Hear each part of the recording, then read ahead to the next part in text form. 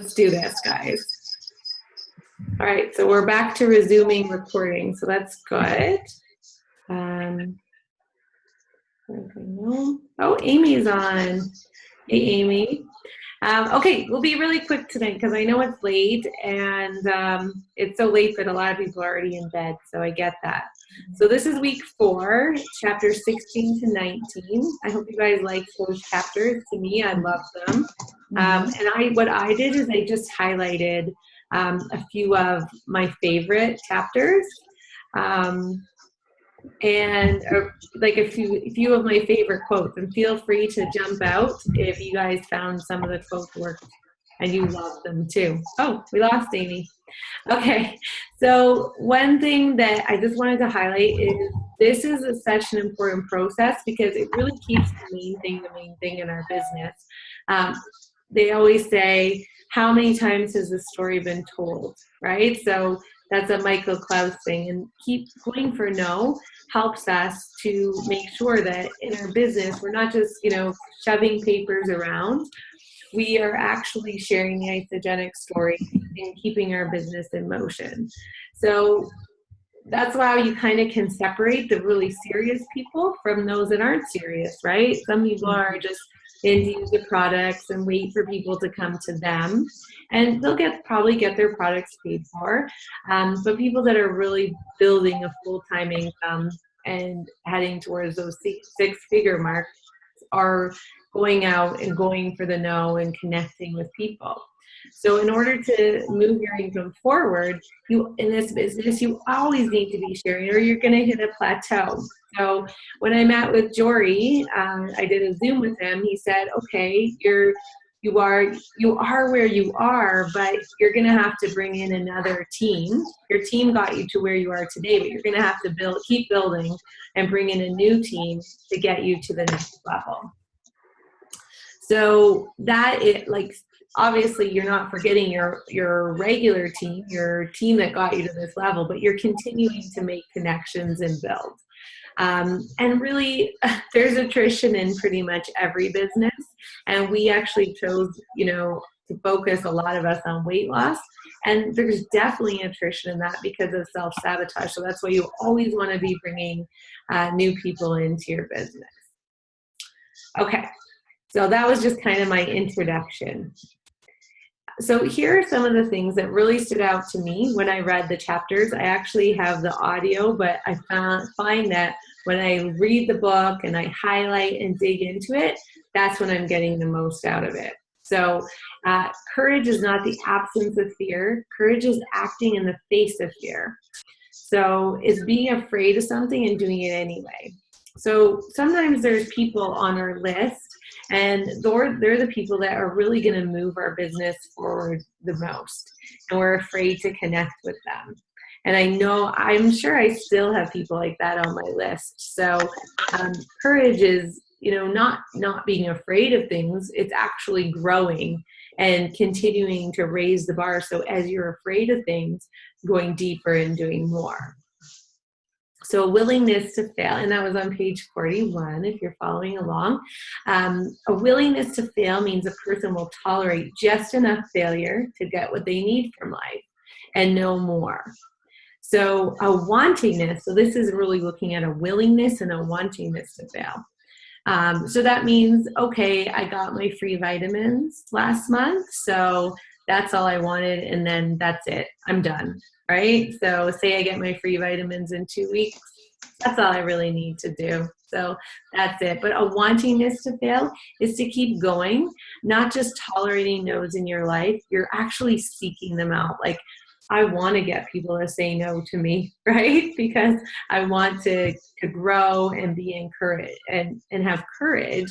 And as you're getting those no's, rejection starts to be fun. And I can honestly say in the beginning, it really did bother me when people would say no and people aren't going to sign up with me. But now it doesn't really bother me anymore. I actually just feel sad for the person because they don't really know what they're missing.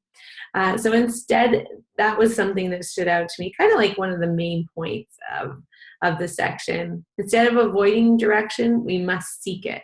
right? So in our business, we want to seek it. And now it's kind of coming back to me. I remember Jimmy Smith saying on a call is Jimmy Smith and his family are like, have earned more money than anyone else in isogenics. So the number one income earner of all times. And he said, the only difference between you and me and anyone else is that I have heard more no's. And I'm like, I wonder if he read this book, Go for No, or if he just has that wisdom that he knows that the more people he connects with, the more no's he hears will lead him to a yes, and the more enrollments we'll get. So I just thought that was kind of cool because it popped into my head as I was reading these chapters. So this page 43, kind of a big point, rather than setting goals for the number of yeses you're planning to get each week. So rather than saying to yourself, you know what, I'm going to sign up 2 people this week. Or someone said to me, I'm going to sign up 8 people this week. What if they set a goal thinking, okay, so to sign up 8 people, I'm going to want to connect with, say, 80 people. So say I'm going to connect with 80 people. They'll get that way when they get the 8 people, they're not going to stop. They're going to keep connecting because they could actually get even more, right? And get farther around. So that's a better way to set the goals according to the book. And they even gave a network marketing example in the book. And then it said, thinking of success differently, Ben Franklin said, success has ruined many a man. And John Maxwell talks about that in his book, Intentional Living, as well. How, what happens is people hit like success and then they just kind of, instead of keep going, they just kind of coast and rest. And then when we're not growing, we're actually dying, right? And going backwards. So knowing that as we hit success, just keep going, keep going, keep going. So when we hit our goal, I already gave that example, we stop. But if we had set a no goal, then we will keep on going. Okay, so this part really stood out to me as well.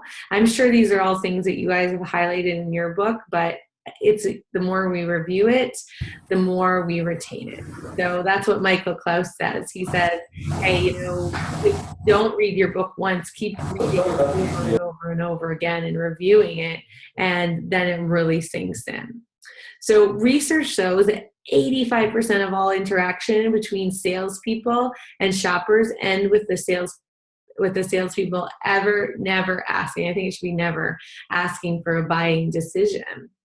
So that's a lot, right? And it just kind of had, I wonder, in the beginning, I felt so uncomfortable to ask for the sale. I was like, okay, there's the information, just let me know what you think, or if you ever want to do something like this. And the more training I've gotten and the more confidence I've gained, I am very comfortable asking for the sale now. So are we asking for buying decisions or just sending the people the information or meeting with them and saying, oh, that's nice, right? So what worked for me is having some kind of key phrases that I use and that I can teach people to use. So this week, when you're, sharing isogenics, I want you to practice using these. And if you have some other ones, I'd love to hear from you. There was a bit of background noise, so I did put everyone on mute.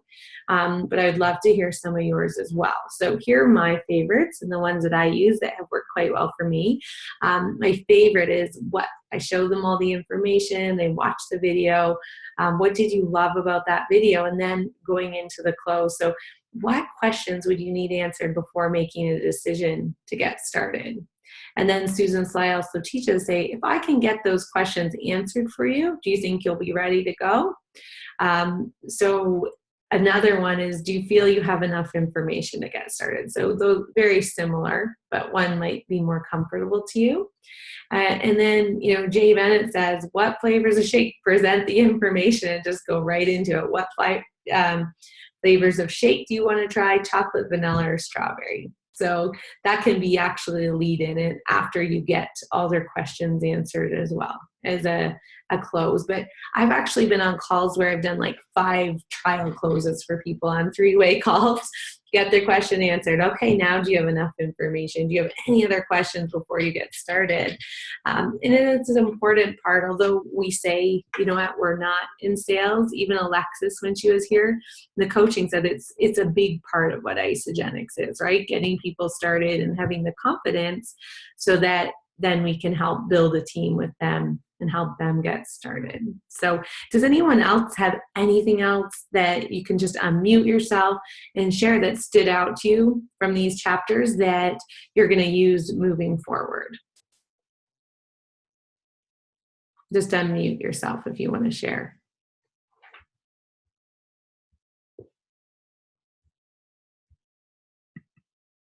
I unmuted you, Mom. Do you have something to say? Well, for me, I just feel like when reading this book, like it's such an easy read and it's enjoyable. But if we don't do the do's, we don't get to live the life. And that's, maybe as you read on in the book, you see that. And I want to live that life, so I have to do the do's. So I liked learning today too, like, don't just set yourself for 2, enrollments a week, which normally you would like to set that, but go for that 24 no's, and you'll be sure to get the two enrollments, right? Absolutely. That's so good. That's such a key point. Mm-hmm. All right. Anyone else? Charlene or Wanda, do you have anything else that stood out to you that you found particularly helpful? For me, I think it was just setting the daily and weekly goals on top of your long-term goals. Not that I wasn't doing that, but I think sometimes we get short-sighted when we're looking at the big picture. Yeah. Yeah, so breaking it down, really, right? Yeah. Cool. Perfect. Yeah. Wanda, did you have anything reading the books that stood out to you that you want to share? I'll unmute. Hi. Okay. Hey. Hi. Just keep asking until they say no. Like, you're going for the no's, so just keep not saying they're done and you really haven't asked all the questions. Absolutely. Okay, great. That's great. Thank you. All right. So, what are we doing here? We're going to go into, that covers off kind of this week, which I like breaking it down. So I always like to share some of the upcoming events on the calls. And then actually I didn't plan the next chapters, but there's lots of stuff going on. So we can share and invite people, and, maybe that could be a no. Inviting people to an event and then saying no could definitely count as a no. And there's lots of events. So tomorrow night there is, you have people interested.